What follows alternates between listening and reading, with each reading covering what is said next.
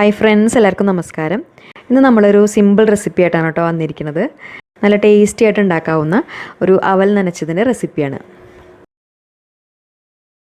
അപ്പോൾ ഇതിന് വേണ്ടിയിട്ട് നമ്മൾ 1.5 കപ്പ് അവിലാണ് കേട്ടോ എടുത്തിരിക്കുന്നത്. ബ്രൗൺ കളറിലുള്ള അവിൽ, വെള്ള അവിൽ എടുത്താലും മതി. ഇതിപ്പോൾ കുറച്ച് കട്ടിയുള്ള ടൈപ്പ് അവിലാണ്, കട്ടി കുറഞ്ഞ അവിലായാലും എടുക്കാം. പിന്നെ ഇത് എടുക്കുമ്പോൾ നമ്മൾ നല്ല ക്വാളിറ്റിയുള്ള അവിൽ തന്നെ എടുക്കുക, അതായത് പൊടിയോ കരടൊന്നും ഇല്ലാത്ത നല്ല ടൈപ്പ് അവിൽ തന്നെ എടുക്കാനായിട്ട് നോക്കുക. ഇനി ഇതിലേക്ക് നമുക്ക് നാളികേരം ചേർത്ത് കൊടുക്കാം. അപ്പോൾ അതിന് വേണ്ടിയിട്ട് നമ്മൾ 1 കപ്പ് നാളികേരമാണ് ചേർക്കുന്നത്. അപ്പോൾ നാളികേരത്തിൻ്റെ അളവ് എന്ന് പറയുമ്പോൾ കറക്റ്റായിട്ടുള്ള അളവിൽ ചേർക്കണമെന്നില്ല, നമുക്ക് എത്രയാണോ വേണ്ടത് വെച്ചാൽ അതിനനുസരിച്ച് എടുക്കാം. ഇനി ഇതിലേക്ക് മധുരത്തിനായിട്ട് ശർക്കരയാണ് ചേർക്കുന്നത്. ശർക്കരയ്ക്ക് പകരം പഞ്ചസാര ചേർത്താലും മതി. അപ്പോൾ ഒരു 1/2 കപ്പ് ശർക്കര ഒന്ന് ചീവി എടുത്തിട്ടുണ്ട്, അതാണ് ചേർത്ത് കൊടുക്കുന്നത്. അപ്പോൾ ഈ ശർക്കരയുടെ അളവ് അത് നമ്മുടെ ഓരോരുത്തരുടെയും മധുരത്തിനനുസരിച്ച് ചേർത്താൽ മതി. ഇനി നമുക്കതെല്ലാം കൂടിയിട്ട് നന്നായിട്ടൊന്ന് യോജിപ്പിച്ചെടുക്കണം. അപ്പോൾ ഒന്നിക്ക് ഇതിങ്ങനെ തന്നെ എല്ലാം കൂടിയിട്ട് നന്നായിട്ടൊന്ന് അങ്ങോട്ട് മിക്സ് ചെയ്തെടുത്താൽ മതി. അല്ലെങ്കിൽ ഇത് കുറച്ചും കൂടി ഒന്ന് സോഫ്റ്റായി കിട്ടാനും കുറച്ചും കൂടി ഒന്ന് ടേസ്റ്റി ആവാനും വേണ്ടിയിട്ട് നമുക്കിതിലേക്ക് വേണമെങ്കിൽ പാല് ചേർത്ത് കൊടുക്കാം.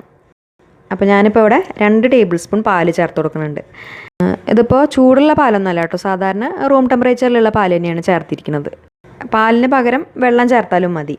എന്നിട്ട് ഇതെല്ലാം കൂടിയിട്ട് കൈ വെച്ചിട്ട് തന്നെ നന്നായിട്ടൊന്ന് മിക്സ് ചെയ്തെടുക്കുക. ഇത് മിക്സ് ചെയ്യാൻ നമ്മൾ സ്പൂണൊന്നും ഉപയോഗിക്കരുത്, കൈ വെച്ചിട്ട് തന്നെ നന്നായിട്ട് തിരുമ്മി യോജിപ്പിക്കണം. അപ്പോഴാണ് അത് ശരിക്കും എല്ലാം കൂടിയിട്ട് യോജിച്ച് വരുള്ളൂ. ഇപ്പോൾ അവിലും ശർക്കരയും നാളികേരവും നന്നായിട്ട് മിക്സ് ചെയ്തെടുത്തിട്ടുണ്ട്. ഈ സമയത്ത് ഇപ്പോൾ ഇത് കുറച്ചൊന്ന് ക്രിസ്പി ആയിട്ടാണുള്ളത്. ഇപ്പോൾ ഇങ്ങനെ കഴിക്കാൻ താല്പര്യമുള്ളവർക്ക് അത് ഇങ്ങനെ തന്നെ കഴിക്കാം. അല്ലെങ്കിൽ കുറച്ചും കൂടി ഒന്ന് കുതിർന്ന് ഒന്ന് സോഫ്റ്റായി കിട്ടാൻ വേണ്ടിയിട്ട് നമുക്ക് വേണമെങ്കിൽ ഒരു 10 മിനിറ്റ് ഒന്ന് റെസ്റ്റ് ചെയ്യാനായിട്ട് വെക്കാം. അപ്പോൾ ഇനി ഇതൊന്ന് കുതിർന്ന് വരുന്ന സമയം കൊണ്ട് ഇത് കുറച്ചും കൂടി ഒന്ന് ടേസ്റ്റിയായി കിട്ടാൻ വേണ്ടിയിട്ട് നമുക്കിതിലേക്ക് 1-2 ചേരുവകൾ കൂടി ചേർത്ത് കൊടുക്കണം. അപ്പോൾ അതിന് വേണ്ടിയിട്ടൊരു പാനിൽ 1 ടേബിൾ സ്പൂൺ നെയ്യ് ചൂടാക്കി എടുത്തിട്ടുണ്ട്. ഇതിലേക്ക് ആദ്യം കുറച്ച് അണ്ടിപ്പരിപ്പ് ഇട്ട് കൊടുത്തിട്ട് നന്നായിട്ടൊന്ന് റോസ്റ്റ് ചെയ്തെടുക്കാം. അണ്ടിപ്പരിപ്പിന് പ്രത്യേകിച്ച് കണക്കൊന്നുമില്ല, നമുക്ക് എത്ര വേണ്ട വെച്ചെടുക്കാം. ഇതിൻ്റെ കൂടെ ഇനി നിങ്ങൾക്ക് മുന്തിരി വേണമെങ്കിൽ മുന്തിരിയും ചേർത്ത് കൊടുക്കാം. അതിന് ശേഷം ഈ സെയിം പാനിൽ തന്നെ നമുക്ക് കുറച്ച് പഴം ഒന്ന് വാട്ടിയെടുക്കണം. അപ്പോൾ അതിന് വേണ്ടിയിട്ടൊരു വലിയ നേന്ത്രപ്പഴത്തിൻ്റെ പകുതി ഭാഗം അതുപോലെ വട്ടത്തിലൊന്ന് കട്ട് ചെയ്തെടുത്തിട്ടുണ്ട്. അപ്പോൾ സാധാരണ നമ്മൾ അവൽ നനച്ചതിൽ ചെറുപഴം അല്ലെങ്കിൽ നേന്ത്രപ്പഴമൊക്കെ കട്ട് ചെയ്തിട്ട് അങ്ങനെ തന്നെ ചേർക്കുകയാണ് ചെയ്യാറ്.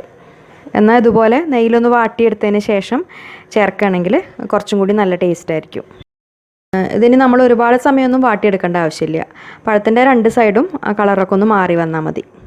ഒരു 1-2 മിനിറ്റൊക്കെ ഒന്ന് 2 സൈഡും വാട്ടിയെടുക്കുക. ഈ സമയം കൊണ്ട് അവൽ കുറച്ചൊക്കെ ഒന്ന് കുതിർന്ന് വന്നിട്ടുണ്ട്. ഇനി ഇതിലേക്ക് നമ്മൾ ഈ വഴറ്റി വെച്ചിട്ടുള്ള പഴം ചേർത്ത് കൊടുക്കാം. അതിൽ ആ നെയ്യോട് കൂടിയിട്ട് തന്നെ ചേർക്കാം.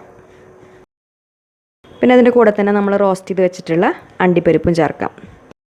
ഇനി ഇതിലേക്ക് ഫ്ലേവറിന് വേണ്ടിയിട്ട് ഏലക്കപ്പൊടിയോ അല്ലെങ്കിൽ ജീരകപ്പൊടിയൊക്കെ ചേർക്കാം. ഞാനിപ്പോൾ ഇവിടെ ഏലക്കപ്പൊടിയാണ് ചേർക്കുന്നത്. ഏകദേശം ഒരു 1/2 ടീസ്പൂൺ എടുത്ത് ചേർക്കാം. ഇനി കൂടുതലായിട്ട് നമുക്കിതിലേക്ക് നെയ്യ് വേണമെങ്കിൽ നെയ്യും കൂടി ചേർത്ത് കൊടുക്കാം. ഇനി ഇതെല്ലാം കൂടിയിട്ട് നന്നായിട്ട് മിക്സ് ചെയ്തെടുത്താൽ നല്ല ടേസ്റ്റി ആയിട്ടുള്ളൊരു അവൽ നനച്ചത് റെഡി ആയിട്ടുണ്ട്. കുട്ടികൾക്കൊക്കെ നമ്മളിതുപോലെ സാധാരണ പഴം കട്ട് ചെയ്ത് ചേർക്കുന്നതിനേക്കാളും കുറച്ച് ഡിഫറെൻ്റ് ആയിട്ട് അതുപോലെ നെയ്യിലൊന്ന് വാട്ടിയെടുത്തിട്ടൊക്കെ ചേർത്ത് കൊടുക്കുകയാണെങ്കിൽ കഴിക്കാൻ കുറച്ചും കൂടി ഇൻട്രസ്റ്റ് ഉണ്ടാവും. അപ്പോൾ ഈ ഒരു സിമ്പിളായിട്ടുള്ള റെസിപ്പി നിങ്ങൾക്ക് ഇഷ്ടപ്പെട്ടു എന്ന് വിചാരിക്കുന്നു. ഈ രീതിയിൽ ചെയ്യാത്തവരുണ്ടെങ്കിൽ എന്തായാലും ഉണ്ടാക്കി നോക്കിയിട്ട് ഫീഡ്ബാക്സൊക്കെ അറിയിക്കൂ. പിന്നെ ഈ വീഡിയോ നിങ്ങൾക്ക് ഇഷ്ടപ്പെട്ടാൽ എന്നും പറയുന്നത് പോലെ ലൈക്ക് ചെയ്യാനും ഷെയർ ചെയ്യാനും പിന്നെ കമൻറ്റ് ചെയ്യാനും മറക്കരുത്. അതുപോലെ നമ്മുടെ ഈ ചാനൽ ഇതുവരെ സബ്സ്ക്രൈബ് ചെയ്യാത്തവർ സബ്സ്ക്രൈബ് ചെയ്യാനും മറക്കരുത്. അപ്പോൾ ഇനി നല്ലൊരു റെസിപ്പിയായിട്ട് വീണ്ടും കാണാം. താങ്ക്